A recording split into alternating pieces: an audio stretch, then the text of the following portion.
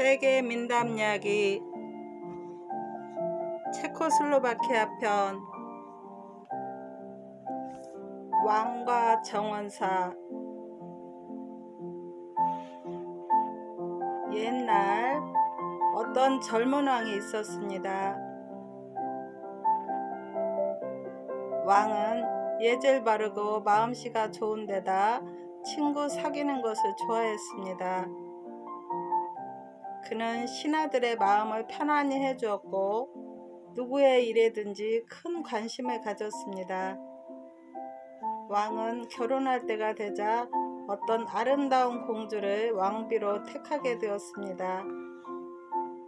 그런데 불행하게도 왕비의 아름다움은 외모뿐이 아니었습니다. 왕비는 점차 남편의 친절한 행동을 못마땅하게 여겼습니다. 왕비는 어찌나 고집이 세고 거만하였던지 신분이 낮은 사람들과는 말조차 하지 않으려 하였어요. 그래서 견디다 못한 왕은 울적한 기분이 되어서 자주 집을 비우고 오랫동안 사냥을 떠나곤 하였습니다. 신하들은 자기들이 존경하는 왕이 세상에서 제일 불행한 결혼을 하였다고 서로 수군거리기 시작하였습니다. 왕은 점점 집에 있는 시간이 적어졌고 고약한 왕비 곁에는 잘 나타나지도 않았어요. 그렇게 지내던 어느 날 아침이었습니다. 그날도 왕비는 왕에게 빈정대는 말을 퍼부었어요. 왕은 너무 화가 나서 보통 때보다 훨씬 일찍 사냥을 떠났습니다. 그는 나는 듯이 말을 달려 곧 커다란 숫사슴 한 마리를 발견하고 그 사슴을 겨냥했습니다. 숫사슴은 차츰차츰 왕을 신하들로부터 멀리 떼어냈습니다. 낯선 숲속에 혼자 떨어지게 된 왕은 처음엔 마음이 아주 흡족하였어요. 그러나 날이 저물고 말이 지치자 숲을 벗어날 길을 찾느라고 헤매게 되었습니다. 지쳐서 힘없이 가던 왕이 문득 웬 음악 소리를 듣게 되었어요. 그 소리는 즐거운 바이올린 가락으로 그를 부르는 듯 하였습니다. 왕은 소리나는 방향으로 말머리를 돌렸어요. 그러자 곧 그 앞에 오두막집 한 채가 나타났고 음악 소리가 그 속에서 흘러나오는 것이 아니겠습니까? 왕은 말에서 내려 나무에 말을 묶었습니다. 그리고 그 집 안으로 들어갔어요. 집 안에는 웬 남자와 여자가 울퉁불퉁한 나무 의자에 나란히 앉아 있었습니다. 남자는 바이올린을 연주하고 있고 여자는 웃으면서 이따금씩 음악에 맞추어 손뼉을 쳤습니다. 누신지 모르겠으나 여기까지 오셨으니 이리 와서 내 아내의 생일을 축하해 주세요. 때맞춰 우리 식사 시간에 오셨구려. 왕은 그에게 고맙다고 말하고 자리에 앉았습니다. 잠시 후 그의 아내가 왕의 식사를 내려왔어요. 접시들은 짝도 맞지 않고 가장자리가 깨어져 있기조차 했지만 왕은 상관하지 않았습니다. 주인은 자기 손님이 조촐한 식사를 맛있게 먹는 것을 보고 기분이 좋았어요. 음식을 깨끗이 다 먹어치우고 나자 그 집 안주인이 얼음같이 시원한 오물물을 내놓았습니다. 그런데 그 물은 왕이 지금까지 맛본 물 중에서 가장 맛이 좋은 것 같았어요.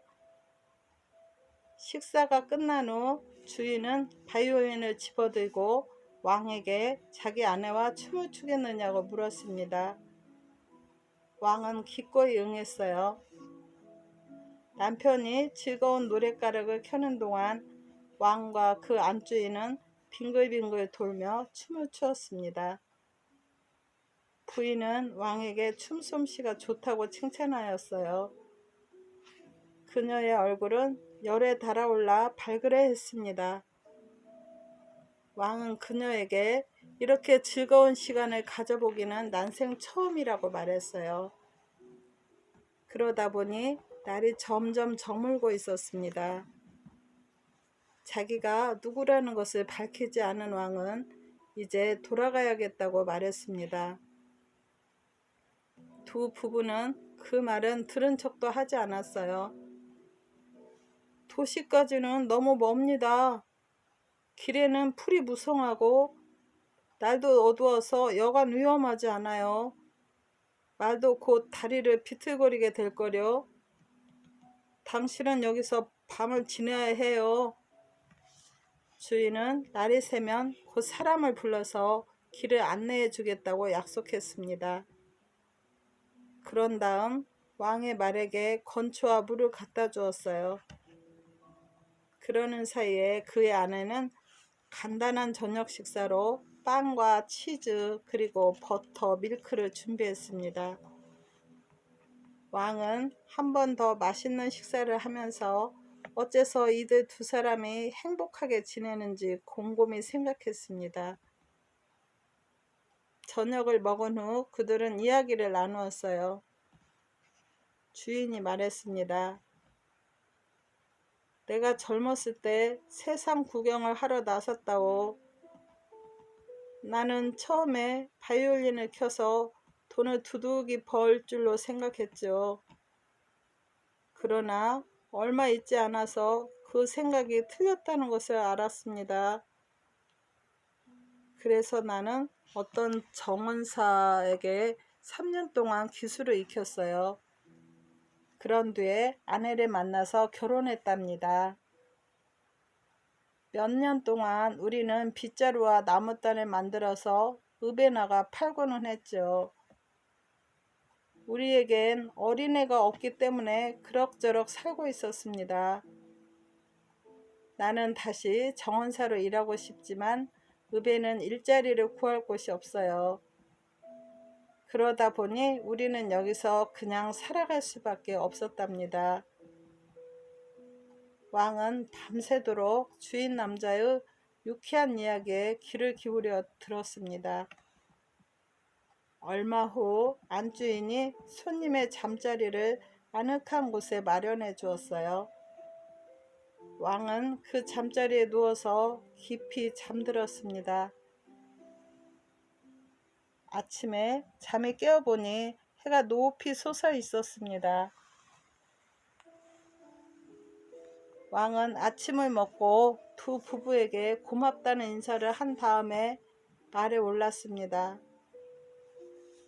친절한 오두막집 주인은 왕 곁에서 길을 따라 걸으며 위험한 늪을 피하도록 안내해 주었습니다.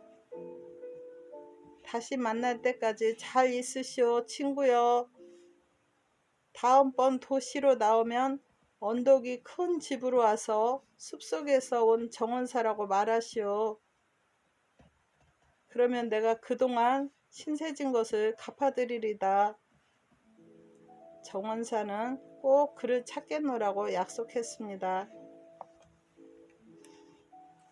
왕은 궁전으로 떠났습니다. 신하들은 왕이 무사히 돌아온 것을 기뻐하였어요. 왕은 문지기들에게 숲속에서 온 정원사라고 말하는 사람이 있으면 들여보내라고 일러놓았습니다. 오래지 않아 정원사는 읍내에 볼 일이 있어서 나갔다가 오는 길에 하룻밤 자기 집에서 자고 간 그 신사를 만나봐야겠다고 생각했어요. 그는 언덕 위에 있는 큰 집을 찾아왔습니다. 그러나 그는 그 집이 바로 궁전이라는 것을 알고 자기 집에 묵었던 손님이 궁전에서 일하는 사람 중에 한 사람일 거라고 생각했어요. 궁전 앞에서 그는 자기가 숲에 사는 정원사라고 문지기에게 밝혔습니다. 문지기는 시종 한 사람을 불렀어요. 시종은 그를 궁전 안으로 데려갔습니다. 드디어 그는 으리으리하고 널따란 방에 들어가게 되었어요. 거기에서 한 신하가 그에게 바로 앞에 보이는 문을 두들기라고 작은 소리로 속삭였습니다. 정원사는 마치 자기 집에서 하는 것처럼 주먹으로 문을 탕탕 쳤습니다. 그러자 귀에 익은 목소리가 들려왔어요. 들어오시오. 정원사는 방 안에 들어섰습니다. 그는 눈이 부셔 정신이 얼떨떨했습니다. 곧 그는 자기가 왕과 왕비 앞에 서 있다는 것을 깨닫고는 흠칫 놀랐습니다. 그는 가까스로 정신을 차려 인사한 다음 이렇게 더듬거렸어요. 폐하, 용서해 주십시오.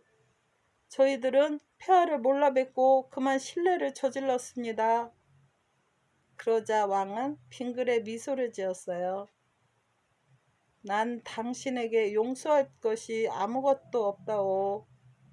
당신 집에서 지냈던 일은 나의 가장 아름다운 추억이 되고 있으니까. 그런데 나의 집이 당신의 마음에 드는지 모르겠구려. 마음에 들다마다요. 궁전은 정말 아름답군요. 정원사는 얼른 큰 소리로 대답했습니다. 왕은 신하를 부르더니 뭐라고 명령을 내렸습니다. 그러자 곧 두 하인이 들어와서 맛있는 음식과 포도주를 차려놓았습니다. 실컷 들고 즐기도록 하시오. 왕은 기분 좋게 웃었습니다. 정은사는 왕비가 못마땅한 눈초리로 보고 있는 것을 알았지만 맛있게 음식을 먹었습니다. 물론 그는 음식을 먹기 위해서 갖고 있는 바이올린은 바닥에 내려놔야 했죠. 정은사는 실컷 먹고 마셨습니다. 너무 배불러 더 이상 먹을 수 없을 때였어요. 왕이 정원사의 바이올린을 집어들었습니다. 난 말이요, 얌전한 내 아내가 춤추는 것을 보고 싶다오. 그렇게 말하며 왕은 정원사에게 눈을 찡긋해 보였습니다.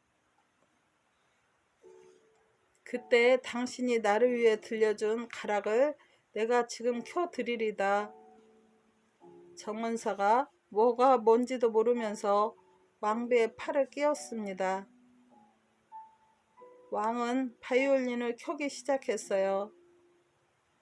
정원사는 왕비와 함께 방 안을 빙글빙글 돌며 경쾌하게 춤을 추었습니다. 음악이 점점 빨라져서 두 사람은 숨이 찼습니다. 왕비의 입술에 방긋이 웃음이 피어올랐습니다. 사실 왕비는 그동안 무척 춤을 추고 싶었던 것이에요. 그런데도 그녀가 너무 겁만했기 때문에 그런 내색을 하지 않았던 것입니다. 마침내 정원사가 지치게 되었습니다. 왕은 그에게 바이올린을 넘겨주면서 말했어요. 자, 이제 우리들이 함께 춤추게 음악을 연주해 주시오.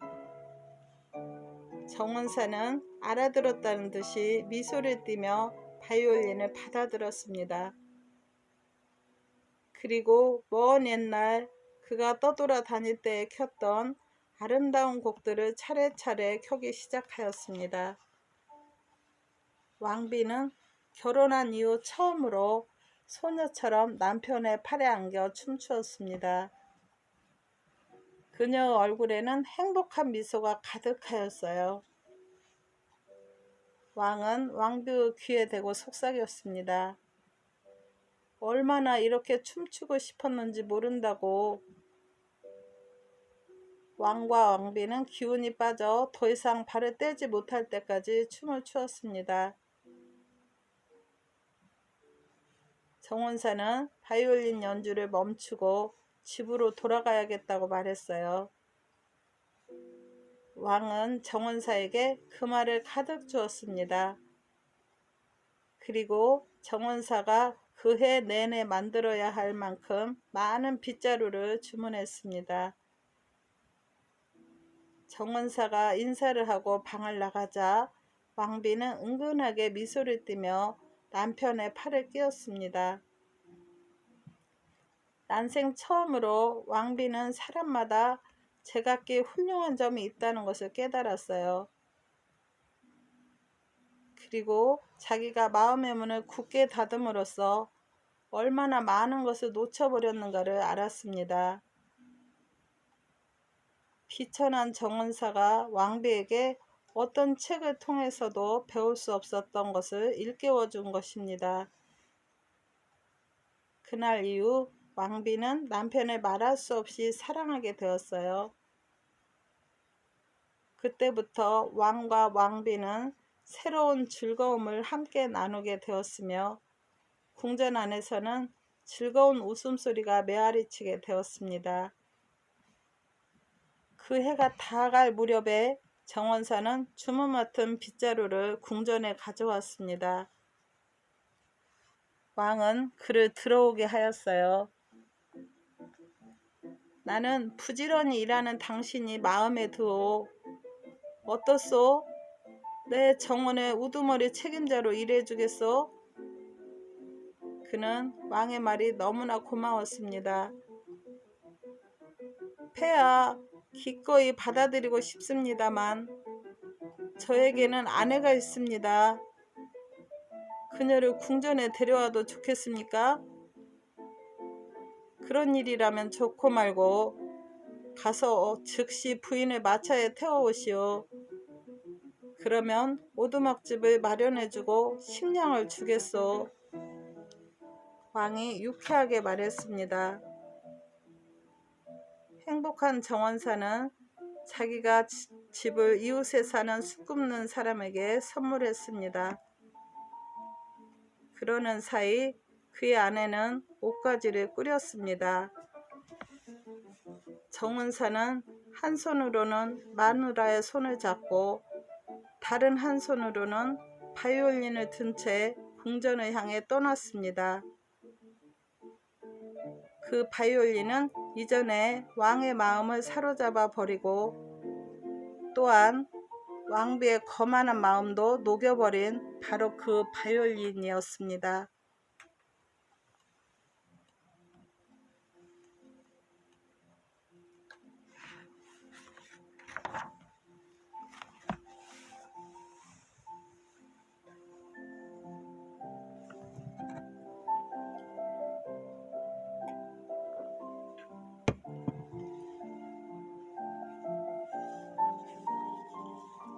꽤 많은 신기료 장수.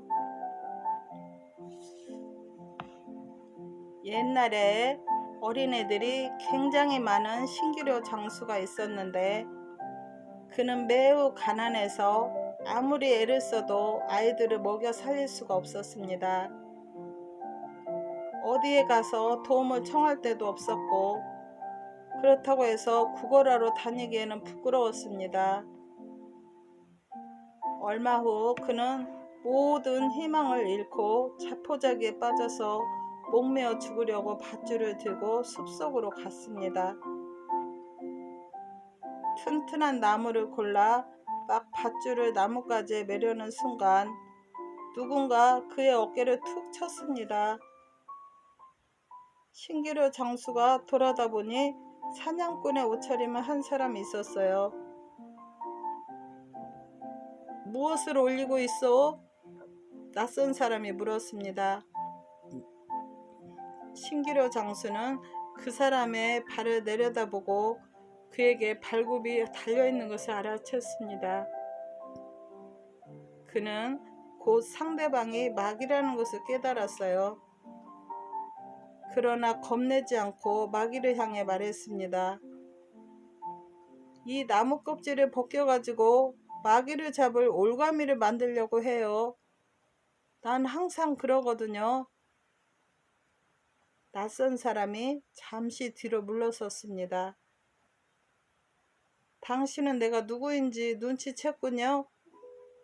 마귀들을 잡지 말아요. 그러면 당신의 소원을 다 들어주겠소. 그래서 신기루 장수는 마귀가 등에 지고 올 수 있는 만큼 많은 금화를 갖다 달라고 하였습니다. 마귀가 어디론가 사라지는가 싶더니 다음 순간 커다란 자루가 한 개 신기루 장수 발치에 떨어졌어요. 그는 자루 속을 들여다보고는 마귀가 자기를 속이지 않았음을 확인했습니다. 자루 속에는 금화가 가득 들어 있었습니다. 그는 자루를 덤불 속으로 끌어다 숨겨놓고 아내를 데리고 와서 함께 손수레에 실어 집으로 가져가기로 마음먹었습니다. 한편 마귀는 마귀들이 사는 마굴로 돌아가서 다른 마귀들에게 그 이야기를 해주었습니다. 그러자 마왕 루시퍼는 화를 벌컥 내고 소리 질렀어요. 넌 그 신기루 장수에게 지나치게 돈을 많이 주었다. 즉시 가서 그에게 말하라. 그 돈을 차지하려면 먼저 공정한 시합에서 이겨야 한다고. 물론 그가 질 테지. 만약 그 주머니를 가져오지 않으면 너를 불못 속에 집어던지겠다. 그 마귀는 급히 마구를 날아 나왔습니다. 마귀는 막 숲을 벗어나오려는 신기루를 붙들어 세웠습니다. 여보시오, 신기루 장수. 내가 당신에게 돈을 너무 많이 주었소. 우리 단식 시합을 해서 이기는 쪽이 그 돈을 차지하기로 합시다. 신기루 장수는 이 말에 어떻게 대답해야 좋을지 어리둥절해 하다가 가까운 바위 속에서 살고 있는 사나운 곰을 기억해냈습니다. 그는 마귀를 바위 쪽으로 유인해 가서 말했어요. 여기에 우리 할아버지가 살고 계세요. 할아버지는 90살을 잡수셨기 때문에 당신을 이기기는 힘들 거요. 그러나 먼저 그분과 싸워서 만약 당신이 이기면 나와 싸울 자격이 있어. 마귀는 재빨리 곰의 굴 속으로 기어들어갔습니다. 곰이 으르렁거리며 마귀에게 달려들었어요. 곰의 크고 사나운 발톱이 마귀를 방바닥에 쓰러뜨렸습니다. 마침내 마귀가 죽을 힘을 다해 마굴로 날아서 도망쳤습니다. 제가 그 크리스트 교인과 싸워 도망쳐 나올 수 있었던 게 여간 다행스럽지 않았어요. 그가 루시퍼에게 말했습니다. 아이고 뭐니 95살 먹은 그 할아버지조차 내 머리통을 때려 부술 뻔했답니다. 이런 바보, 속임수에 빠진 것도 모르고 이제 널 불못에 던져 넣어야겠어. 루시퍼가 이렇게 부르짖었습니다. 루시퍼는 다른 마귀를 골라서 땅으로 날아가 그 신기루 장수와 경주하여 이기거든 금화 주머니를 가지라고 명령했습니다. 신기루 장수가 겨우 곰바위에서 떠나자마자 먼저 번 마귀보다 더 약은 두 번째 마귀와 마주쳤어요. 그 금화는 아직 당신의 것이 아니오. 먼저 달리기 시합부터 해서 어느 쪽이든 이기는 자가 그 자루를 차지하게 되는 거요. 마귀가 큰 소리로 말했습니다. 아무려나 내겐 마찬가지요. 여하튼 경주를 합시다. 그런데 우선 당신이 얼마나 빠르게 달리는지 내가 봐야겠어. 그래야 당신이 나와 시합할 자격이 있는지 내가 결정할 수 있으니까요. 신기루 장수는 대수롭지 않은 투로 말했습니다.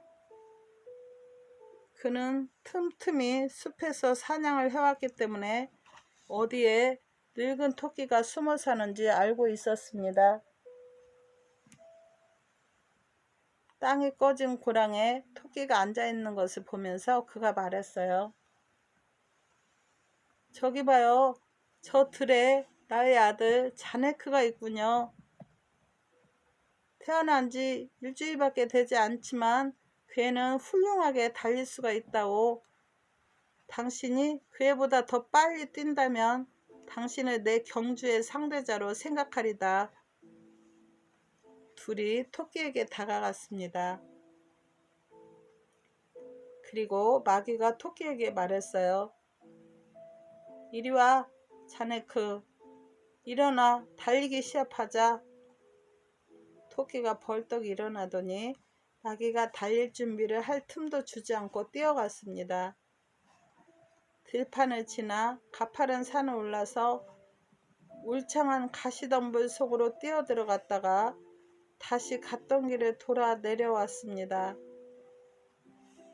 언덕을 나는 듯 내려온 다음 산기슭에 있는 눅눅한 초원을 지나 또다시 시냇물을 가로질러 달리더니 숲속으로 사라져 버렸습니다. 마귀가 토끼 뒤를 달려가느라고 그의 혀가 쑥 빠졌습니다. 마귀는 가시덤불에 긁히고 늪속에 빠졌다가 시냇물을 뛰어넘으려 할 때 그만 미끄러져 풍덩 물속에 빠졌습니다. 살갗이 찢기고 물이 뚝뚝 떨어지는 몸을 하고서 숨이 턱에 닿은 마귀가 마굴로 되돌아가서 루시퍼에게 보고하였어요. 그 크리스트 교인과 경주에서 다행히도 도망쳐 왔습니다. 아이고 머니, 태어난 지 일주일밖에 안 된 그 아들조차도 나를 이겼으니까요. 루시퍼는 두 번째 마귀도 속임수에 빠진 것을 노발대발하여 그를 불못에 던져 벌주었습니다.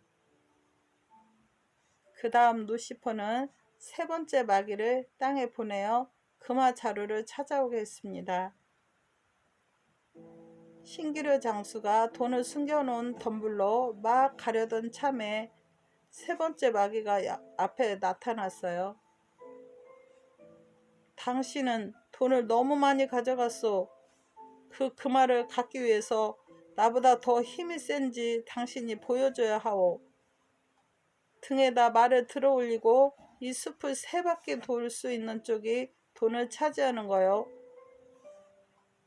신기루 장수가 주위를 둘러보니 숲 가장자리에 있는 들판에서 몇 마리의 말들이 풀을 뜯어먹고 있었어요. 저기에 우리가 시합할 말들이 있군요. 그렇지만 당신이 나를 속이는 게 아닌지 내가 믿을 수 있게 당신이 먼저 해보시오. 마귀가 말을 한 마리 골라 등에다 줬습니다. 그렇게 해서 숲을 두 바퀴 돌았지만 세 번째 돌 때는 숨이 차서 멈추어 섰습니다. 신기루 장수가 그때를 놓치지 않고 말했어요. 당신, 내가 보기엔 썩 힘세어 보이지 않는군요. 오, 마귀씨, 당신은 숨이 차서 멈추어 섰어. 게다가 당신은 말을 겨우 등에다 올려놓았군요. 자, 나를 보시오. 나는 다리 사이에다 저 짐승을 끼워놓고 마치 족집게처럼 내리누를 거요. 내가 하는 것을 구경만 해요. 신기루 장수는 말 등에 뛰어 올라가서 가느다란 개암나무 가지로 말 궁둥이를 때리고는 숲을 세 바퀴 나는 듯 돌았습니다. 마귀는 그 뒤를 따라 뛰어가다가 신기루 장수가 세 번째 돌려고 할 때 그만 기운이 빠져 씩씩거리더니 혀가 쑥 빠졌습니다. 신기루 장수가 말에서 내릴 때까지 기다릴 것 없이 마굴로 날아가 버렸습니다. 마귀는 곧장 루시퍼 앞으로 날아가서 자기가 어떻게 하고 왔는지를 알렸습니다. 내 목숨이 붙어 돌아온 게 천만 다행이었습니다. 나는 말을 등에다 지고 뛰느라 숨이 차서 쉬어야 했지만 그 크리스트 교인은 다리 사이에 있다 말을 눌러 끼우고서 쉬지도 않고 숲을 세 바퀴나 돌지 않았겠습니까? 이 바보, 넌 속아 넘어갔어. 루시퍼는 호통을 쳤습니다. 그러니 넌 불못으로 던져줘야 해. 그러고는 루시퍼가 나이 먹은 마귀들을 가까이 불러 모았습니다. 그리고 그들에게 젊은 마귀들 중에서 영리한 마귀를 뽑아 땅으로 보내게 했습니다. 신기루 장수가 말을 초원으로 다시 돌려보내고 돌아오는데 또 다른 마귀가 그 앞에 섰습니다. 당신에게 마지막 도전을 하나 하겠소. 우리들 중에 누구든 휘파람을 가장 세게 부는 쪽이 그 돈을 가지는 거요. 마귀가 말했습니다. 난 휘파람은 불지 모르지만 당신의 휘파람 소리를 들어보고 싶소. 신기루 장수가 말했어요. 마귀가 날카롭게 휘파람을 불었습니다. 나뭇잎들이 바들바들 떨었습니다. 두 번째로 휘파람을 불었어요. 나무 가지들이 모조리 부러졌습니다. 마귀가 세 번째로 휘파람을 불었더니 나무 줄기가 우지끈하고 부러져 땅바닥에 떨어졌습니다. 당신이 꽤 힘쓴 것 같소. 신기루 장수가 싱긋 웃으며 관대하게 말해주었습니다. 하지만 그걸로 충분치는 않소이다. 아무렴 내가 휘파람을 불면 당신은 돌풍에 힘을 합쳐 나무를 뿌리째 뽑아 젖히는 것을 볼 수 있을 거요. 당신은 마귀치고는 아직 꽤 젊은데 아마 돌풍 때문에 당신의 눈이 멀게 될 거요. 그러니 당신은 눈을 가리는 게 좋을 거요. 미리 말씀해 주시니 고맙군요. 당신이 내 눈을 좀 가려주시겠소? 마귀가 말했습니다. 마귀는 신기루 장수가 눈을 가려주는 동안 가만히 있었어요. 그런 다음 신기루 장수가 커다란 나뭇가지를 잡아당겼다가 휘파람을 불면서 손을 놓아버리자 나뭇가지가 마귀의 머리를 내리쳤습니다. 마귀는 공중으로 튀어오르면서 늑대 울음 같은 소리를 내었어요. 자, 내 휘파람에 나무들이 뿌리째 뽑힌다고 한 내 말이 맞지 않았소? 신기루 장수가 차분한 목소리로 말했습니다. 당신이 두 번째 휘파람을 불지 않아도 될 것 같아요. 마귀가 그렇게 말했지만 신기루 장수는 말했습니다. 미안하지만 나는 불어야겠소이다. 당신은 3번 불지 않았소? 그러니 내가 휘파람을 불지 않으면 시합은 공정치 못하게 되어. 신기루 장수가 다시 나뭇가지를 당겨 눈을 가리고 있는 마귀의 머리통을 내리쳤습니다. 마귀가 팽이처럼 빙그르르 돌았습니다. 그가 세 번째 때린 것은 너무나 세차서 마귀는 비명을 지르며 마굴로 날아갔습니다. 루시퍼는 자기의 부하 마귀한테 보고를 받았을 때 머리 끝까지 분이 치밀어 올랐지만 땅으로 보낼 다른 마귀들을 찾지 못했어요. 그래서 신기루 장수가 그 돈을 가지도록 내버려 두지 않을 수 없었습니다. 신기루 장수는 숲속에서 날이 어두워질 때까지 기다렸어요. 그러고 나서 그는 집으로 돌아와 아내를 깨우고 그녀에게 그때까지 이야기를 들려주었습니다.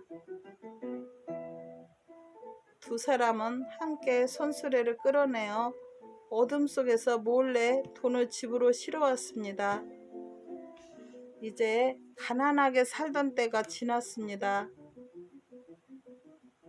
신기루 장수 아내는 밀가루와 말린 완두콩 그리고 보리와 여러가지 채소들을 사오고 신기루 장수는 읍내로 나가서 가지고 잔뜩 샀습니다.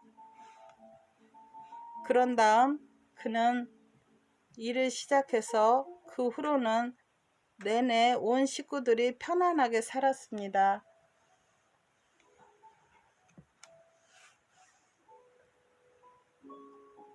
들어주셔서 감사합니다. 사랑합니다. 항상 편안하시고 행복하세요. 구독과 좋아요는 힘이 됩니다.